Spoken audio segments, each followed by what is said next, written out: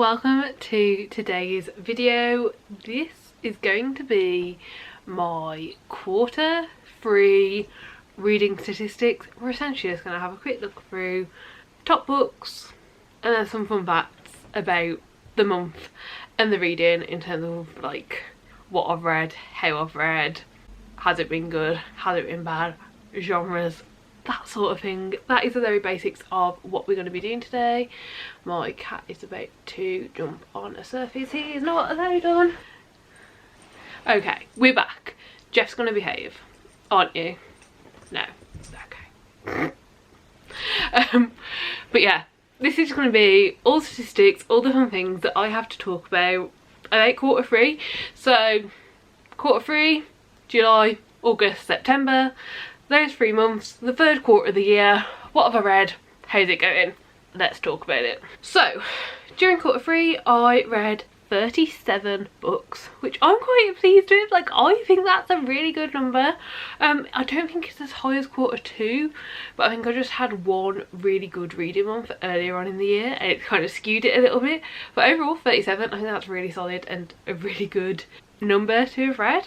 And from those 37 books, it means I read 15,302 pages, which is a very insane number. I don't know how that one compares to the other months. Like, at some point this year, next year, I'll go through and compare the different quarters to each other and stuff like that.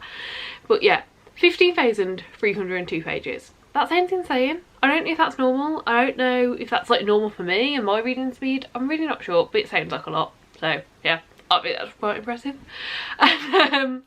In terms of the books read per month, in July I read 11 books, in August I read 13 books, and in September I read 13 books. And then in terms of pages read per month, July I read 4,774, August I read 4,880, and then in September we had a good uptick and we read 5,648. So yeah, really good. I'm pleased with that. So before we get into like the stats, the statistics, the things that I'm going to get from like spreadsheets and have graphs for, let's first of all talk about the top 3 books of the quarter. So I don't limit myself to a number. Some quarters I talk about loads, some I talk about one. Like, but for me, this quarter, when I started looking through what I'd read, these 3 just stood out. Like, these 3 were very easily and very quickly the top 3 books. So yeah, let's talk about them. And these 3 are in no particular order. I don't really know what order they will be in. I have a feeling at least 1 or 2 of these might make my end of the year favourites, which is really exciting. But yeah, these are just the top 3 books that I read. They are all fantasy. They are all, I think, fantasy romance. I'm not sure if the first one I'm going to talk about is fantasy romance, but I think the series is. I just don't think we've got there in the first book. So yeah. Book 1 is The Crown of Oaths and Curses. This was such a good book. Like, I absolutely loved it. I flew through it. It was such a good time. I was so shocked. There's so many twists. There's so many turns. It is dual point of view between our 2 main characters, and they are love interests, even though there's not actually any romance in this book. So essentially we have our 2 main characters and their fated mate, and they don't want to be. So that is the very basics of it. Our 1 main character is a prince who essentially can become king once he's married. And our other main character is a witch, and witches are like exiled slash illegal slash not really sure how to justify it in this area, in this part of the world that they live, and it's so good. I gave it 5 stars, obviously, like it's on the favourites, but I just, yeah, so many thoughts, so many feelings. I will definitely be rereading this one and I can't wait for the next book in the series to come out. Then the second one on the favourites is Prince of Ancients. This is again the first book in a series, and book 2 is actually out now, but I did prefer book 1. We have 2 main characters again. one of which is a dragon shifter in the dragon part of the world, of the territory, but in the human part of the world, of like the area of land, they don't actually know that the dragons are shifters. They don't know that they are able to be in a human form rather than dragon form. And our main character is essentially going to the human realms and has got to make sure he doesn't turn into a dragon at any point, because that would give him away, and like it's illegal for him to be there. And he's basically going to try and solve a series of crimes, a series of, I guess, murders in a way it is, like attacks on villages, and that's why he's going there. Along the way he meets another band of people who are also trying to solve these crimes, and they team up together, and it's a really good time. I didn't love the ending, but even though I, to be honest, really didn't like the last 20 to 25 pages, I love the rest of it so much that it still got 5 stars. Yeah. That's like little bit just did not make sense to me, but everything else was great. It was so good, it was so much fun, and I think this is going to be a really amazing series. I was just sucked in and I was there and I was following along, and a lot of this is like travelling around these places and talking to people and questioning people and figuring stuff out and learning things both about the places they're in and the people who live there, and learning stuff about our main characters too. So yeah, that was the second one. And then the third book that's made it to the top of the quarter is Lady of Starfire. Now, I can't say much about this because it's actually the 5th and final book in a series. I did read the entire series during September and I loved all of them, honestly. Like books 1, 2 and 5 all got 5 stars. So I could have picked any of those, but I feel like book 5 just kind of overtook the rest of them. Like it was just a very perfect ending to a series. In book 1 we follow in Scarlet, who is appearing as a noble woman and asks our other main character for lessons in fighting and sword fighting, and our other main character agrees, but our other main character doesn't know that he's not actually training like this noble lady who wants to learn how to fight, and that Scarlet is actually already an assassin. And it goes from there, and it's fantasy, so there are fantasy elements that come in, but those are very much discovered along the way. And throughout all of the books everything just gets expanded so much. The further on into the books we go, we get more point of views, we get more characters, we get like just more time building both the romantic relationships but also the friendships in this book. Like the friendships are very nice and are very much viewed as just as important as the romantic relationships. I just really like that. And the plot is just insane. The plot, every book you're like, oh my gosh, this is what's going on, and then the next book it's like, whoa, no, it's actually all this. And yeah, I really enjoyed it, I really loved it. I had an absolutely fantastic time reading this entire series, and they're all on Kindle Unlimited, so if you do have Kindle Unlimited you can just like binge through them all like I did. So yeah, those were the top 3 books of the quarter. Those are the 3 books that just beat out all the rest. They were just amazing. So yeah, I'm going to move to the side because I'm going to need to insert some graphs now. So hopefully if I sit here we'll be able to insert our graphs, our pie charts, our little bits and pieces that I've got from my spreadsheets, and you'll be able to visually see what I'm also going to be talking about. They are all books that really just, you know, they make the reading month look great. But what if we look at star ratings overall? How does it look then?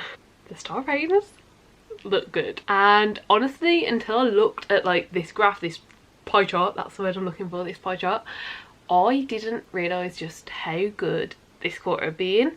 We've got 2 3.5 stars, although I will say one of those 3.5 stars has been dropped to a 2 star. But that's like, I made that decision in my September wrap up, which I'll link up above, but yeah, one has been dropped to a 2 star unfortunately. But for the purposes of this and how I rate them in the month, 2 3.5 stars, 14 4 stars, 8 4.5 stars, and 13 5-star books. Like honestly, it's been a really good quarter. Like especially when I look at it like that and I can see them all together, I just think it's been a really great reading time.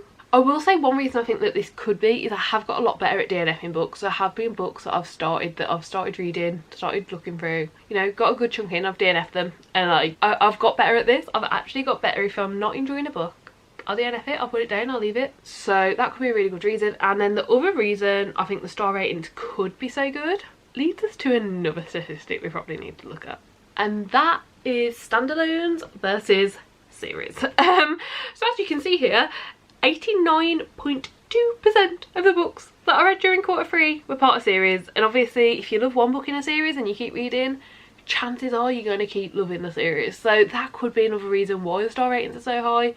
I've read a lot of series, I've read a lot of books that are all related to each other, and you know, if you enjoy the book, if you enjoy the plots, if you're enjoying the characters, you're probably going to keep enjoying that. So that could be the other reason why these are so high. So what was I actually reading this quarter? Let's look at both the age category and the genres. So in terms of age categories for the books, I read 7 YA, 11 new adult and 19 adult. And honestly, this isn't too surprising for me. Every time I look at the ages and the age categories that I'm reading, it's just very slowly over time becoming slightly more adult, slightly less young adult, and probably a bit more new adult as well, just because of my reading methods. I have been reading a lot on the Kindle, where new adult is an age range that is a lot more frequently used for books than it is traditionally published books.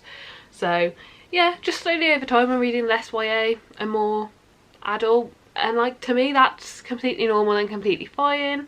I am still hoping that, you know, I can continue to still read a bit of YA and continue to still enjoy some series.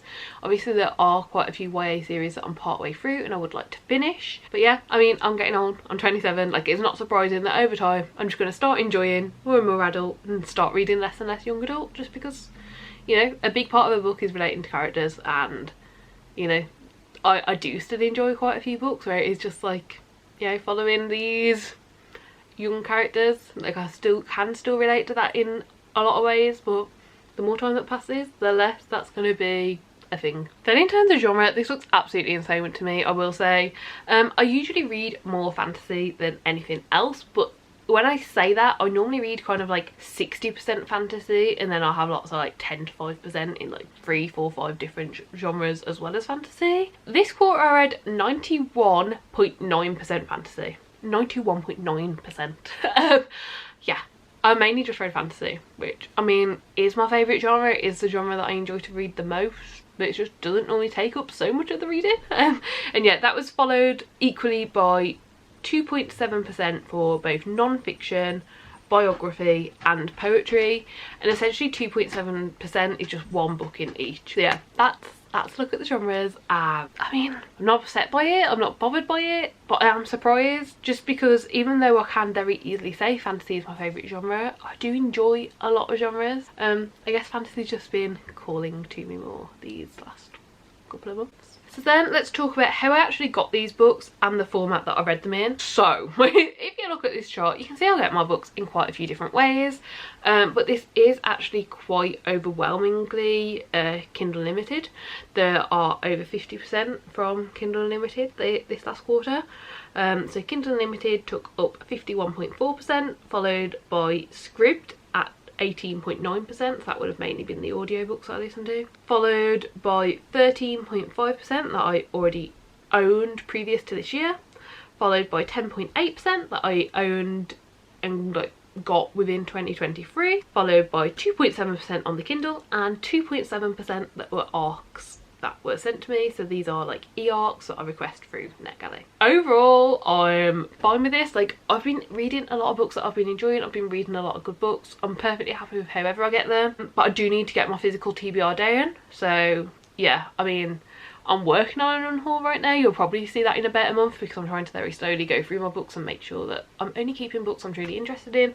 But I am becoming aware that that is something that I need to do, because I'm not reading a lot of the books that I own. I'm reading books that I'm getting from elsewhere. So I'm happy with this chart, I'm happy with how it looks, but it does make me realise not so much needing to change how I'm reading books, but changing what books I'm physically bringing in. And then in terms of the actual book formats themselves, 70.3% were novels, 18.9% novellas. I think a lot of this is due to the Wayward Children series. 5.4% were graphic novels.